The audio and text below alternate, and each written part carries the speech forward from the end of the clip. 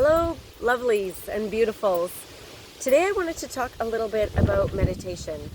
No doubt you are aware that in many circumstances, and growingly so, meditation is used as an adjunct to therapy.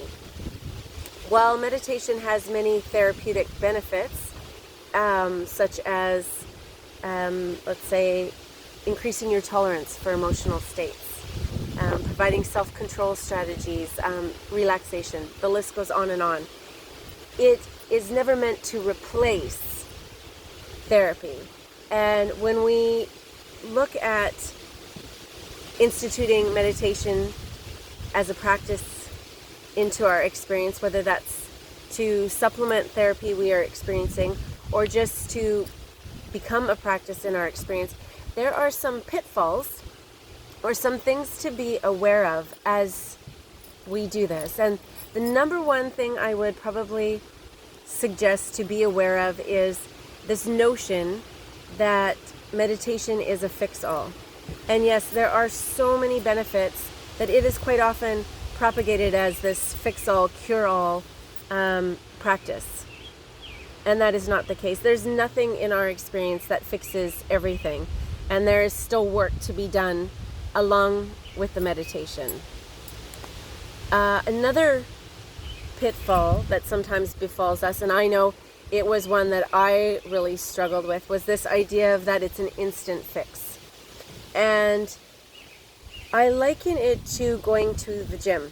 Many of us, when we start a new health regime and we go to the gym, we quite often want to see results the very next day. We know that that's not practical. And although we may want that, we know that that's not what's going to show up. And in addition to going to the gym, we probably will also address our nutritional needs, the needs for our rest and well-being to help us have an overall experience of this newfound well-being. And the same is with meditation. It was really my experience, 2 years. 2 years of trying to do that work, of sitting in the stillness and not experiencing the stillness, but just being there and showing up. And just like the gym, every day there was a little bit of benefit. However, I didn't really see the results fully till much further down the road. And just like going to the gym, once we start going to the gym, we usually are more conscious of what we eat. Same as with meditating. As we start that journey or that practice, we also become mindful of other aspects of our experience. And so we will see the results not only physically and emotionally, but in our whole entire life experience. And just like the gym, when we start going to the gym, we feel better about ourselves. We feel better about the way we look and the way we present and show up in the world.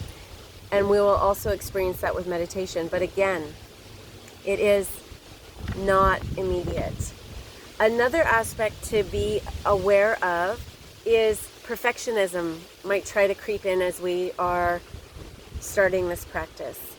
And really, it is not about being judgmental, about being perfect, about not having thoughts come into our brains, because that's not really what the experience is. And just like learning any new practice, it takes time. I bet you can remember when you first learned to tie your shoes, right?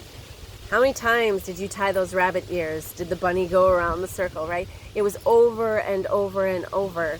And in that time, you might have got frustrated, but there was really no need to judge yourself. It was just learning a new skill.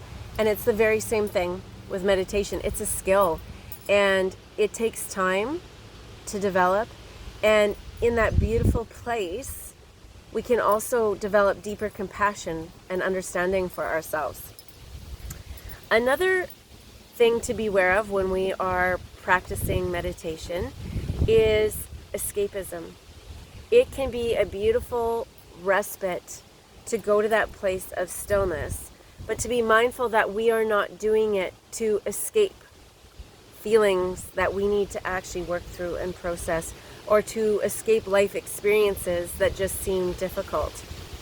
Because that would be considered spiritual bypassing or bypassing, because the essence of meditation is not to escape, but to help us actually feel and experience more deeply, to be more present in the moment. And just to be mindful that that might be something that creeps up as you're establishing this practice in your experience. And then I would be remiss if I didn't mention that there are some risks.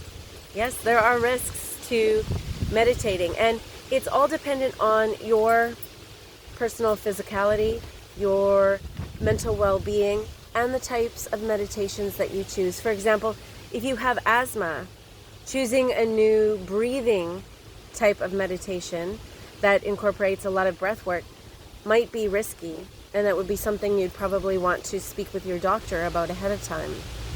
Also, if you've ever experienced any sort of psychotic break or have any illnesses that relate in that realm, meditations that call for you to practice visualization probably are not beneficial.